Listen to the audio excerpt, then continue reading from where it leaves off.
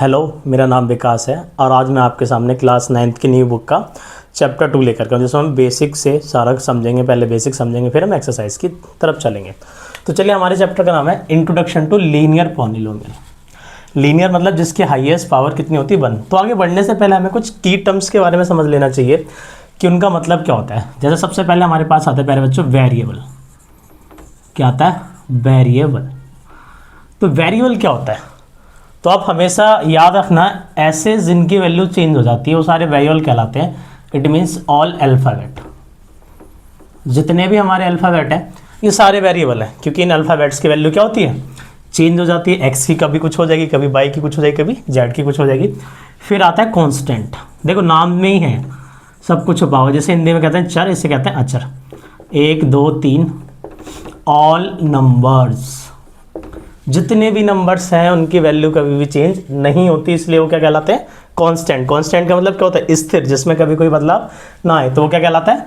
Constant कहलाता है। ठीक है। फिर ये दोनों जब मिल जाते हैं उसे हम कहते हैं टर्म, यानी कि पद। तो टर्म कैसे बनती है? जब कांस्टेंट की मल्टीप्लाई कर देते किससे? वेरिएबल से। कांस्टेंट की मल्टीप्लाई हमने किससे कर दी? वेरिएबल से। तो वो क्या बन गया? टर्म। एग्जाम्पल के लिए 4 इंटू एक्स यानी कि 4x, ये क्या बन गई? टर्म बन गई। -5 इंटू एक्स क्या बन गई? -5x, टर्म बन गई। तो ये सारे के सारे क्या बन के तैयार हो जाती है? टर्म। तो टर्म आपको याद रहेगा, जब एक कांस्टेंट मिल जाता है किसके साथ? वेरिएबल के साथ, तो उसे हम कहते हैं टर्म। इतनी बात आई होप क्लियर होगी सबको, इसमें कोई दिक्कत नहीं है। छोटी सी बात है, समझने वाले, इसमें ज़्यादा कुछ हार्ड है नहीं। ठीक है, तो ये तो हो गया हमारा टर्म। इसका अगला टॉपिक आता है कोएफिशिएंट ऑफ टर्म, जिसे हम कहते हैं पद का गुणांक। मैंने कोई भी टर्म लिखी, जैसे मैंने लिखा है -4x। क्या लिखा? -4x। तो जो टर्म होता है ना, वो विद हम टर्म को जब कोएफिशिएंट काउंट करते हैं तो हम अपने कांस्टेंट टर्म को उठा लेते हैं विद सिंबल, विद साइन। तो यहाँ पर साइन कौन सा है? -4। तो इसका कोएफिशिएंट क्या हो गया? -4। ऐसे मैंने लिखा -5xy। अगर मैं पूछूं y का क्या, तो क्या हो जाएगा? -5x। यानी उसके साथ जो भी मल्टीप्लाई हो रहा हो वो क्या कहलाता है बेटा? कोएफिशिएंट ऑफ टर्म कहलाता है। इतनी बातें आई होप आपको क्लियर होगी, इसमें कोई दिक्कत नहीं है। अब हम चलते हैं बेटा पॉलिनोमियल की तरफ। Type of polynomial. पॉलिनोमियल मतलब जिसमें एक से ज़्यादा टर्म होती हैं। टर्म तो समझ आएगी। यहाँ हम पढ़ेंगे पहले on the basis of term. On the basis of term यानी टर्म के बेसिस पे समझ लेते हैं पॉलिनोमियल कितने होते हैं। तो सबसे पहले हमारे सिलेबस में है मोनोमियल। क्या कहते हैं प्यारे बच्चों? मोनोमियल। देखो मोनो मतलब होता है क्या? एक। तो इसमें कौन से आ जाएंगे? जिसमें सिर्फ एक टर्म होती है। कितनी टर्म होती है? जिसमें सिर्फ एक टर्म होती है, वो सारे के सारे क्या कहलाते हैं? मोनोमियल।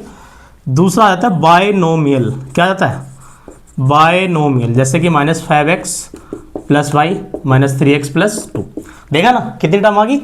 1 2। और एक चीज़ और हमेशा याद रखना, ये जो टर्म है ना, अगर मैंने ऐसे लिख दिया 4x × y, तो ये दो टर्म नहीं है। टर्म जब भी सेपरेट होंगी जब अनलाइक टर्म होंगे, बीच में प्लस या माइनस होगा, क्योंकि इसको तो सॉल्व करके हम 4xy लिख सकते हैं। तो ये हमेशा याद रखना, प्लस और माइनस का ऑपरेशन होना चाहिए और अनलाइक टर्म होनी चाहिए, वरना या 3x - x होता तो वो चेंज हो जाता। फिर आता है ट्राइनोमियल। क्या आता है? ट्राइनोमियल। एक पदी, दो पदी, त्रिपदी, इसे कहते हैं त्रिपदी एंड ट्राइनोमियल। यानी सिंपल सा x + y + z। कितने टर्म होगी? 3। ऐसा तो हमारे में क्वाड्रोनोमियल भी होता है, बट वो सिलेबस में है नहीं, तो अभी तक आपको 3 ही रखने।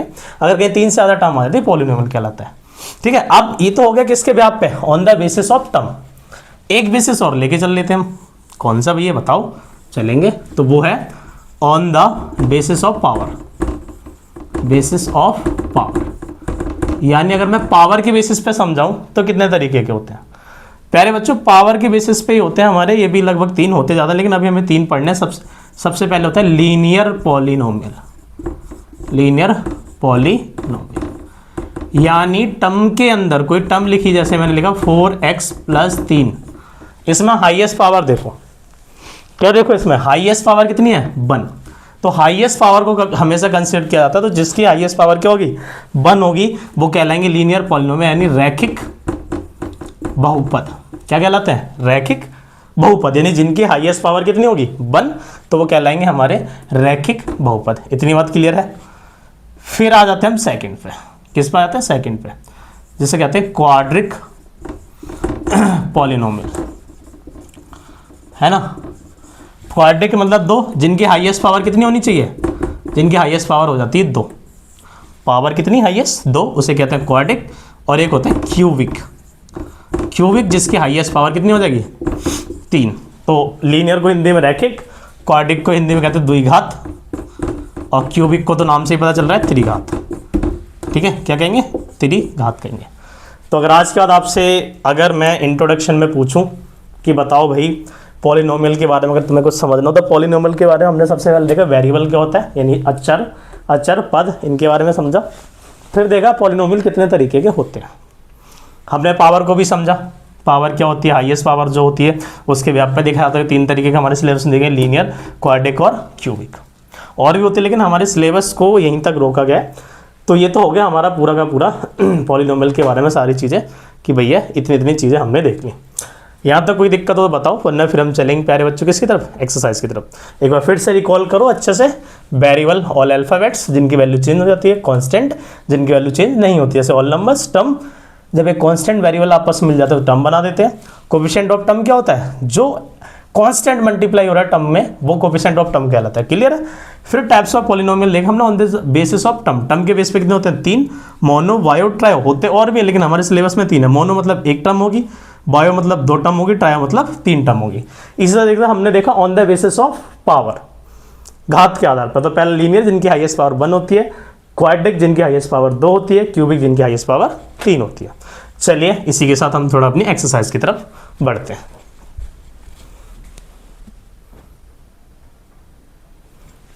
चलिए अपने साथ में बुक लेके बैठिए, है ना, क्वेश्चन हम समझते चलेंगे धीरे धीरे। तो सबसे पहले हम बात कर लेते हैं एक्सरसाइज जो है 2.1 का पहला पार्ट। क्वेश्चन 1 का पहला पार्ट ये रहा हमारे सामने, 2x² - 5x + 3।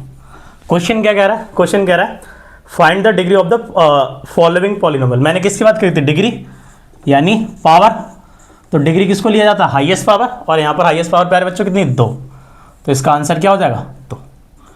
समझ आया, कोई दिक्कत किसी बच्चे को, क्योंकि हमने यहाँ पर किसका जिक्र किया है, हाईएस्ट पावर का, और हाईएस्ट पावर हमारे पास कितनी है 2, तो इसकी क्या हो जाएगी, डिग्री हो जाएगी। पहला क्वेश्चन समझ आया क्या करना था इस क्वेश्चन में। उसके बाद आगे देखो, सिमिलरली इसका एक क्वेश्चन और है जो है y की पावर 3 + 2y - 1। सेम आ जाओ, आप देखो हाईएस्ट पावर कितनी है, तो इसकी भी डिग्री कितनी हो जाएगी प्यारे बच्चों, इसकी भी हो जाएगी 3, क्योंकि इसकी हाईएस्ट पावर कितनी है 3 है। अब देखो थर्ड वाला है जो थर्ड वाला है, तो ऐसे हमें थर्ड हो जाएगा, हमारा फोर्थ हो जाएगा। अब चलते हैं क्वेश्चन दूसरे की तरफ। किसकी तरफ चलते हैं, क्वेश्चन दूसरे की तरफ चलते हैं। कह रहा है right the polynomial of degree 1, 2, 3, यानी आपको पॉलिनोमियल लिखने हैं, है ना अपनी तरफ से, जिनकी डिग्री कितनी होगी 1 होनी चाहिए, है ना, यानी 1 होनी चाहिए, 2 होनी चाहिए और 3। तो 1 वाला का ले लेते हैं हम, एक लीनियर का पॉलिनोमियल ले लेते हैं। लीनियर का हमने ले लिया 4x + 3।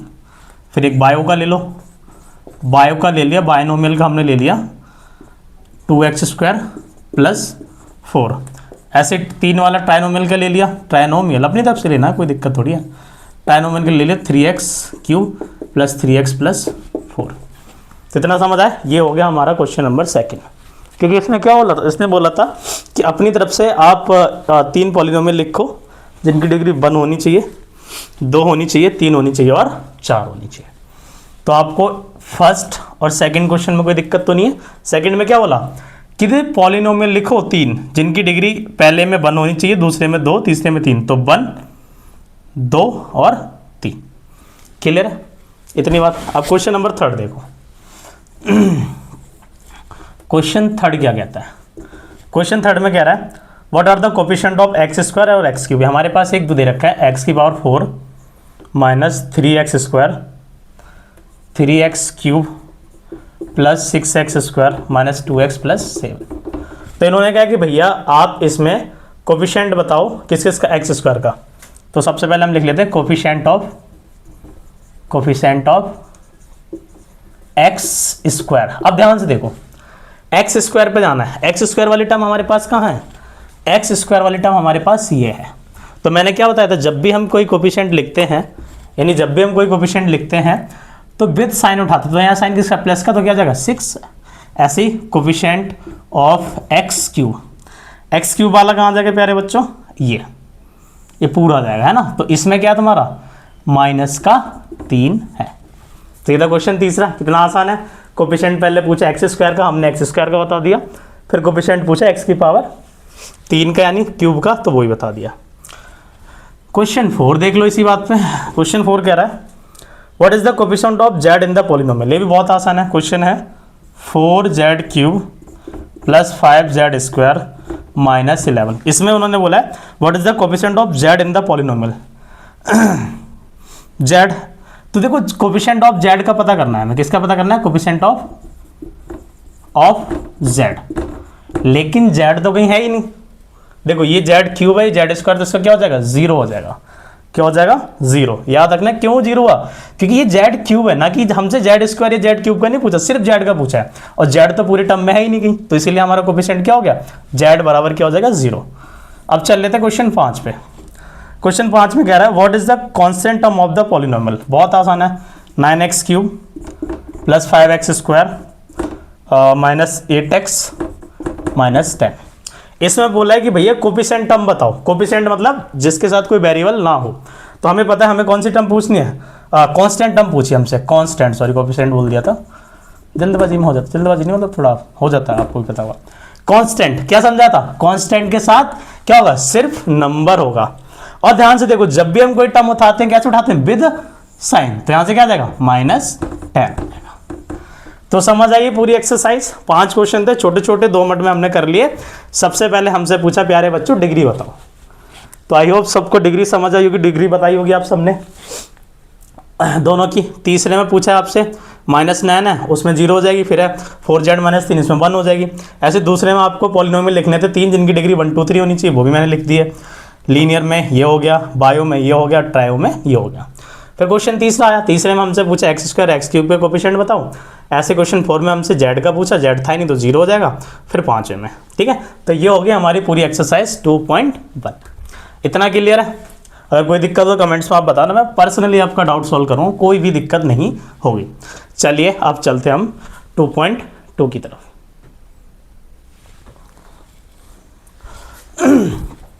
चलिए बात कर लेते हैं हम 2.2 में, ठीक है। इनके फर्स्ट और सेकंड क्वेश्चन के मैं आपको 2 पार्ट, एक पार्ट करके दिखाऊंगा।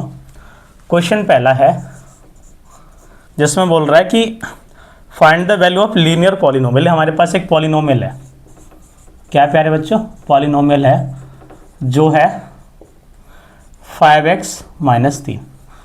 कह रहा है ये पॉलिनोमियल है हमारा 5x - 3। तो आपको क्या करना है, आपको ये सॉल्व करके दिखाना है। देखो हमें सॉल्व करना है, तो इन्होंने हमें x की वैल्यू दे रखी है 0, तो कुछ नहीं करना। जो पहले पार्ट में x बराबर कितना है 0, तो लिखेंगे अपना पॉलिनोमियल जो था हमारा, क्या था पॉलिनोमियल जो था px - 3, तो लिख देंगे पुट x बराबर कितना आ जाएगा 0, 5 गुणा 0 - 3। हम जानते हैं 5 के 0 करेंगे 0 -3, हमारा आंसर क्या आ जाएगा -3, ठीक है। सिमिलरली दूसरा क्या है x बराबर -1, तो हमारा पॉलिनोमियल क्या है 5x - 3, तो लिख देंगे पुट x बराबर -1। 5 गुणा -1 -3, 5 की -1 से मल्टीप्लाई करो 5 हो जाएगा, और -3 तो क्या हो जाएगा -8, ठीक है। तो ये 2 पॉलिनोमियल हो गया हमारा, एक तो ये हो गया। ऐसे ही सेकंड थर्ड फोर्थ भी सिमिलरली हो जाएंगे। ऐसे प्यारे बच्चों आपको क्वेश्चन सेकंड है, ध्यान से देखो। क्वेश्चन सेकंड क्या दे रखा है, 7s²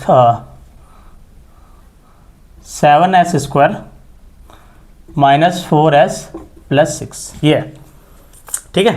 तो उन्होंने कहा इसमें भी 3 कंडीशन वैल्यू फाइंड करो। पहला, जब s बराबर क्या हो 0, तो अपना लिख लो 7s² -4s + 6, तो लिख दो पुट s बराबर क्या कर दो 0, तो 7 गुणा 0 का स्क्वायर -4 गुणा 0 + 6, ये पूरा 0, ये पूरा 0 + 6, तो हमारा आंसर क्या आ जाएगा 6।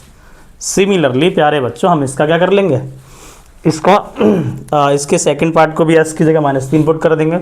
यहाँ क्या हो जाएगा -3, तो -3 का स्क्वायर s हो जाएगा। तो पहला दूसरा बहुत आसान क्वेश्चन है, बाकी के जो और क्वेश्चन है थ्योरेटिकल बेस्ड वो थोड़े है ना, वर्ड प्रॉब्लम वो अच्छे हैं। तो चलिए समझते हैं एक एक करके अब उन क्वेश्चंस की तरफ चल लेते हैं। ठीक है। तो ये तो आसान थे, उतार लेना आप, ठीक है। चलो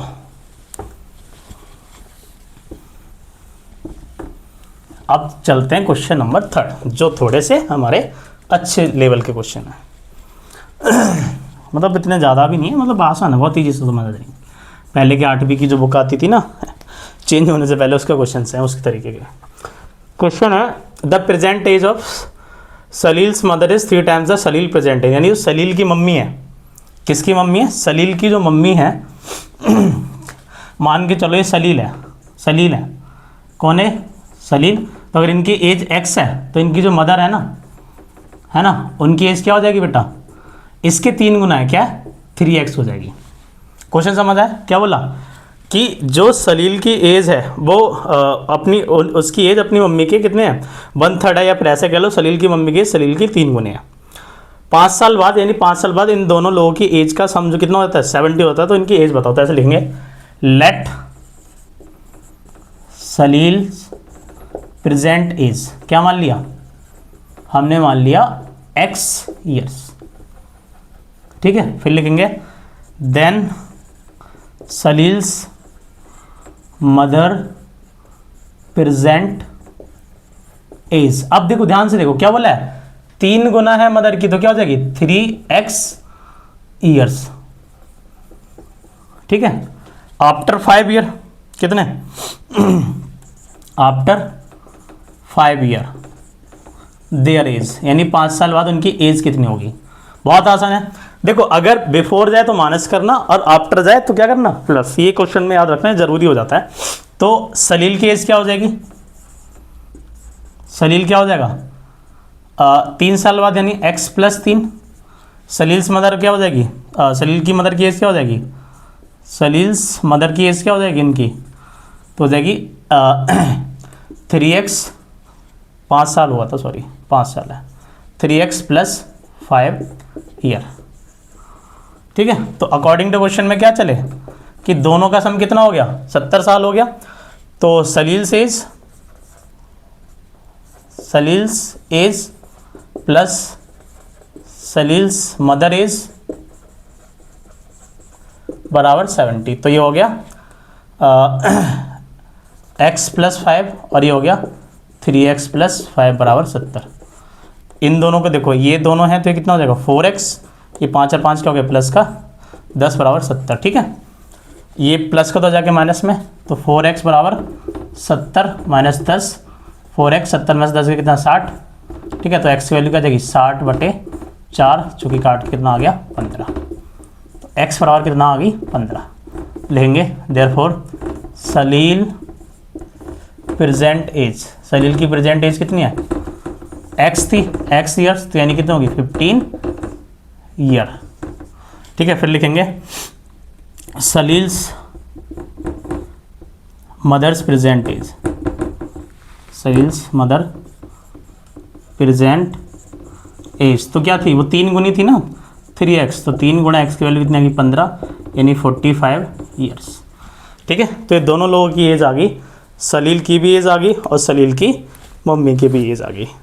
तो ये क्वेश्चन था हमारा बढ़िया सा, कुछ नहीं करना था। पहले आपने क्या करना तो लेट करना था इस क्वेश्चन को। लेट करने के बाद हमने देखा कि जो सलील था, ठीक है, जो सलील की एज क्या थी? वो अपनी मम्मी के 1/3 था, यानी उसकी मम्मी सलील की 3 गुनी थी। अगर सलील 5 होता तो उसकी मम्मी 15 होती। तो हमने इसको x माना, इसको क्या मान लिया? 3x।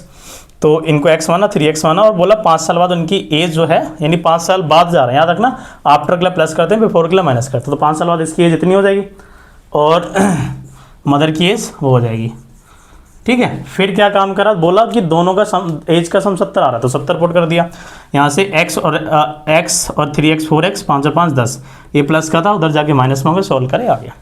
आई होप आपको क्वेश्चन समझ आया होगा। चलिए अब हम चलते हैं इसके क्वेश्चन नंबर 4 की तरफ। इतनी चीज़ें तो क्लियर है, किसी कोई दिक्कत तो नहीं है। चलें क्वेश्चन नंबर 4, जो भी बहुत आसान है। देखो सिंपल समझते हैं क्वेश्चन 4 को भी।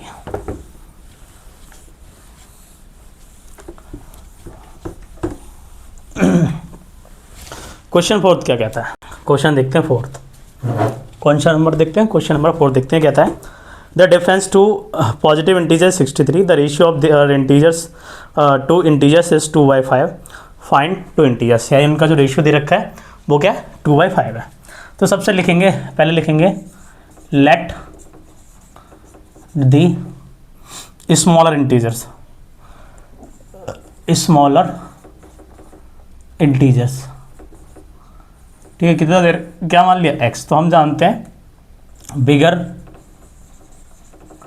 इंटीजर माइनस स्मॉलर इंटीजर्स कितना है 63 है। तो ये है हमारा बिगर, हमें पता नहीं है ना, और बिगर, इसको बिगर लिखना पड़ेगा ऐसे, बिगर माइनस स्मॉलर x बराबर क्या है 63। तो बिगर के बराबर कितना आ जाएगा 63 प्लस x, ठीक है। अब प्यारे बच्चों इन्होंने बोला है कि the ratio of two integers, यानी रेशियो दे रखा है हमें, रेशियो भी कितना दे रखा है बेटा 2:5। तो हम क्या लिखेंगे x अकॉर्डिंग टू क्वेश्चन जा रहा हूँ मैं, x अपॉन में 63 प्लस x बराबर क्या आ जाएगा, इसका आ जाएगा 2:5। क्रॉस मल्टीप्लाई कर दो, इसकी इसके साथ, इसकी इसके साथ, x की करो 5 के साथ, 2 की करो 63 प्लस x के साथ, ये हो गया 5x, यहाँ से हो गया 3 दूनी 6, 126 प्लस 2x, ठीक है। इसको इधर ले आओ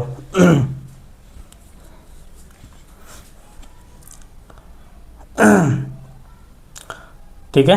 हम किसको क्या करेंगे, इसको इधर ले आएंगे। तो 5x माइनस 2x बराबर 126, यहाँ से क्या आ जाएगा 3x बराबर 126। तो x वैल्यू क्या आ जाएगी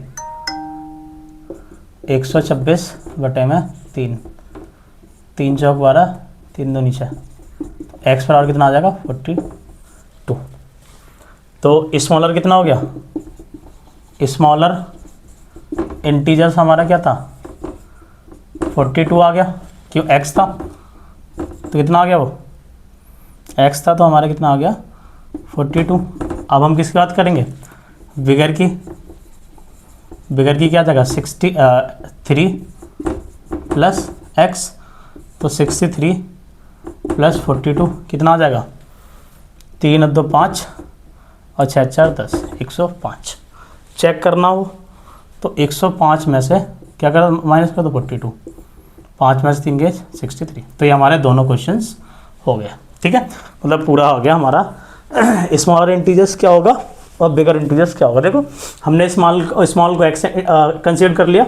अब यहाँ पर ना ये मत कर देना 63 माइनस एक्स मत कर देना, ये गलती कर देते हैं बच्चे कि यहाँ पर क्या करेंगे, जो बिगर इंटीजर है उसको 63 माइनस एक्स, भाई डिफरेंस है यानी वो उससे ज़्यादा है, तो ऐसे करके लिख के देख लेना। बिगर इंटीजर्स में से छोटा माइनस कर रहे हैं तभी तो 63 आ रहा है, तो बिगर रखा, छोटी की वैल्यू एक्स बराबर 63, यहाँ से 63 आएगा। अब इनका रेशियो दे रखा है, तो इस रेशियो को सॉल्व कर लिया, फिर वहाँ से क्या होगा हमारा जो है पूरा का पूरा क्वेश्चन निकल के आ गया। तो आई होप आपको ये क्वेश्चन समझ आया होगा, इसमें कोई दिक्कत नहीं होनी चाहिए। अब हम चलते हैं प्यारे बच्चों, आप इसको उतार लेना एक बार पॉज करके। क्वेश्चन नंबर 5 पे, किस पे चलते हैं, क्वेश्चन 5 पे। आसान है क्वेश्चन 5 बहुत, जैसे ये करा दिया ना, कुछ नहीं लगेगा, 2 मिनट में होगा। बहुत आसान तरीके से कराऊंगा मैं आपको। देखो क्वेश्चन 5 कह रहा है, देखो ध्यान से समझो। क्वेश्चन 5 कह रहा है Ruby has 3 times as many 2 rupees coins as she has 5 rupees coins. यानी एक लड़की है जिसका नाम रूबी है, तो ये तो 2 रुपये का कॉइन है और ये 5 रुपये का कॉइन है। तो उसने क्या बोला है कि 3 times as many 2 rupees coins, the longer Ruby has 3 times as many 2 rupees coins, she has 5 rupees coins, है ना। यानी अगर ये इसके पास x है तो ये क्या हो जाएंगे, और इसका 3 टाइम्स यानी 3 गुना है, ठीक है। कहेंगे लेट नंबर ऑफ, जो कम है उसको लेट करा करो, लेट नंबर ऑफ ₹5 कॉइन्स, क्या मान लिया x, then number of ₹2 coins, इसका क्या हो जाएगा 3 गुना 3x। अब हमें टोटल वैल्यू कितनी दे रखी है, टोटल वैल्यू दे रखी है, यानी जो टोटल रुपए हैं वो हमें दे रखे हैं प्यारे बच्चों कितने, वो दे रखे हैं ₹88। अब मुझे सॉल्व करना है, तो याद रखना ये जो है ये नंबर्स हैं, ये कोई वैल्यू नहीं, क्योंकि हमें वैल्यू में दे रखा था, हमें इसकी वैल्यू निकालनी पड़ेगी। तो जब मैं अकॉर्डिंग टू क्वेश्चन में चलूँगा तो मेरे पास जो कॉइन्स का सम आएगा, है ना, रुपए का तो सम आएगा, वो नंबर ऑफ कॉइन्स का सम थोड़ी आएगा। तो ये कितने का कॉइन है, ये 5 का है, तो इसको मैं 5 × x यानी 5x कर दूंगा, और ये हो जाएगा मेरा 3x × 2 यानी 6x, तब जाके चीज़ें ठीक होंगी।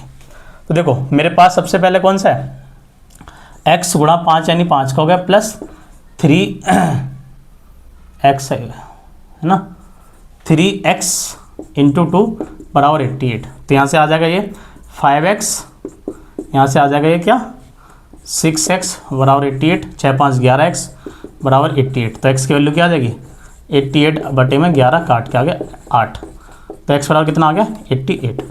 तो लिख देंगे देयरफॉर नंबर्स ऑफ ₹5 कॉइन, क्या माना था हमने, x यानी कि कितने 8 कॉइन्स। यहाँ आ जाएगा नंबर्स ऑफ ₹2 कॉइन, कितने हो जाएंगे 3x, तो 3 × 8 यानी कि 24 कॉइन्स।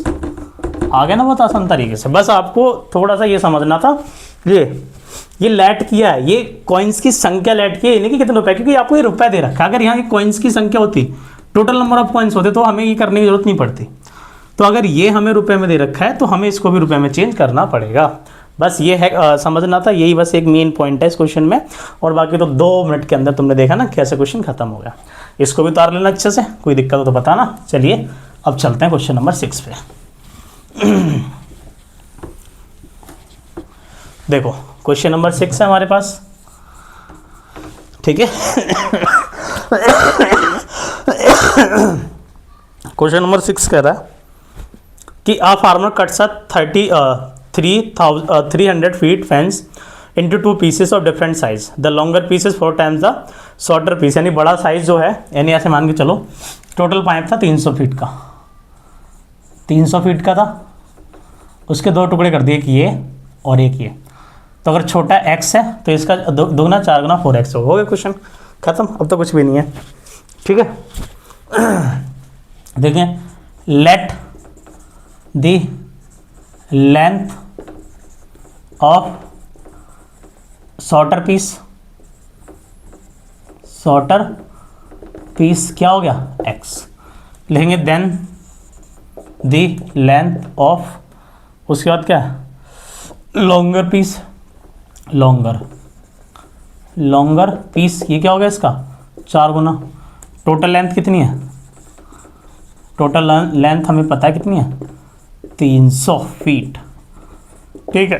तो अकॉर्डिंग टू क्वेश्चन में क्या हो जाएगा, length of shorter piece, length of shorter piece plus length of longer piece बराबर 300। तो शॉर्टर कितनी आ गई x, अब यहाँ देखो, यहाँ लॉन्गर कितनी है 4x बराबर 300। ये कितने हो गए, दोनों का ऐड कर 4 और 1 5, 5x बराबर 300 और x की वैल्यू क्या आ जाएगी 300 बटे 5 5 के 60, x बराबर कितना आ गया 60। अब देखो therefore length of shorter piece, ठीक है, क्या माना x फीट माना, x यानी कि 60 फीट, ठीक है। देयरफॉर तो चलिए लेंथ ऑफ लॉन्गर पीस कितना हो गया इसका 4x यानी 4 गुना, तो 4 × 60 कितना हो गया 240 फीट। खत्म क्वेश्चन था। इस क्वेश्चन में कुछ भी है ना, बस यही समझना, तो थोड़ा सा ये बेसिक आपको लैंग्वेज के साथ खेलना आना चाहिए। मुझे पता है टोटल 300 फीट दे रखी है, छोटा टुकड़ा जो है बड़े टुकड़े के 1/4 यानी बड़ा टुकड़ा छोटे टुकड़े के 4 गुना है, तो वो लेट कर लिया, हो गया क्वेश्चन खत्म। तो ये था, इसमें कोई दिक्कत हो तो बताना, वरना हम इस एक्सरसाइज के लास्ट क्वेश्चन पे चल रहे हैं, फिर एक्सरसाइज खत्म करेंगे। बहुत गर्मी हो रही है, देखो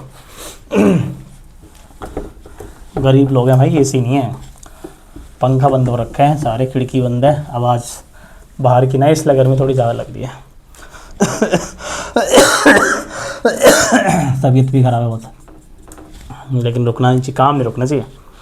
if the length of a rectangle is 3 more than twice of its width, its perimeter 20 cm, what is the dimension of rectangle? Dimension बतानी है, ये भी छोटी क्लास क्वेश्चन कह रहा है। Length of rectangle is 3 more than twice of breadth, breadth का दुगना है तो पहले ब्रेथ को लिखेंगे, let the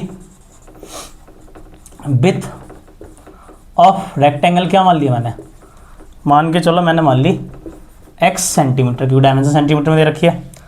then the length of rectangle क्या बना है, उसने बोला है कि 3 more than twice of width, यानी इसका दुगना करो, उसमें 3 ऐड कर दो, क्या हो जाएगा 2x प्लस 3 सेंटीमीटर। ठीक है, फिर बोला है पेरीमीटर दे रखा है हमें, क्या दे रखा है, पेरीमीटर दे रखा है कितना 24 सेंटीमीटर। पेरीमीटर हम जानते हैं क्या होता है, 2 ब्रैकेट में L प्लस B बराबर 24, तो 2L कितना है, L ये रहा 2x प्लस 3, B कितना है x बराबर 24, तो यहाँ से क्या हो जाएगा 2 ब्रैकेट में 2 एक 3x प्लस 3 बराबर 24। अब ध्यान से देखना, ये मल्टीप्लाई होता जाके डिवाइड में, तो 3x प्लस 3 बराबर 24 बटे में 2 काट के कितना आ गया 12। अब और देखो ये क्या हो गया 3x, ये प्लस का होता जाके किस में हो जाएगा माइनस में, 12 माइनस 3, तो 3x बराबर कितना आ गया 9, और x की वैल्यू क्या जाएगी 3 की 9 को 3 से डिवाइड करा, आ गया 3, x बराबर कितना आ गया 3। अब हमें क्या निकालनी थी, लेंथ ऑफ ब्रेथ, पहले क्या है विड्थ ऑफ रेक्टेंगल क्या मानी थी हमने x, जो कि आ गई 3 सेंटीमीटर, फिर आगे लेंथ ऑफ रेक्टेंगल जो कि कितनी आ गई, लेंथ ऑफ रेक्टेंगल में क्या आया, देखो हमने क्या कंसीडर किया था 2x प्लस 3, तो 2x की वैल्यू 3 प्लस 3, 3 दूनी 6 प्लस 3 कितना आ गया 9 सेंटीमीटर। चेक करते हो 9 3 12 दूनी 24। इसी के साथ हमारी इस चैप्टर की 2 एक्सरसाइज खत्म होगी। कौन कौन सी, एक्सरसाइज 2.1 और 2.2। आई होप आपको वीडियो पसंद आई होगी। वीडियो में कैसे भी कोई भी दिक्कत हो आप कमेंट्स कर सकते हैं, मैं आपको उसी क्वेश्चन पे शॉर्ट वीडियो में समझा सकता हूँ, बस आप एक बार बताइए कहाँ दिक्कत आ रही है। और इस वीडियो को अपने दोस्तों में क्लासों में सबसे शेयर कीजिए, क्योंकि मैं SST भी पढ़ाता हूँ, 9th की भी पढ़ाऊँगा आगे, 11 12 सबकी, और छोटी क्लास की मेन, और मैथ भी मैं पढ़ाता हूँ 9th तक।